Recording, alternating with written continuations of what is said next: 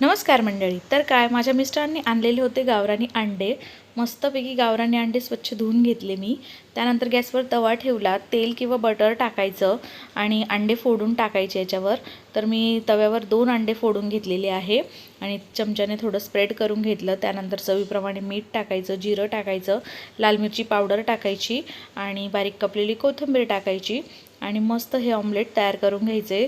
आणि दोन्ही साईडने मी शेकून घेते. गरमागरम ऑमलेट तयार आहे. आता मी दुसरी पद्धत दाखवते. तव्यावर तेल टाकलं, वाटीत 2 अंडे फोडून घेतले, ते फेटून घ्यायचे मस्त आणि त्यानंतर तव्यावर टाकायचे आणि स्प्रेड करायचे चमच्याने. बघा कलर किती सुंदर आलेला आहे. गावरानी अंड्याचा एकदम पिवळा कलर आहे. चवीप्रमाणे मीठ, जिरं, लाल मिरची पावडर, बारीक कापलेली कोथिंबीर टाकायची.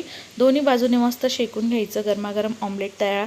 पोळी, चपाती, ब्रेडसोबत हे ऑमलेट खा किंवा असंच खा, खूप छान लागतं. नक्की करून बघा. Thanks for watching.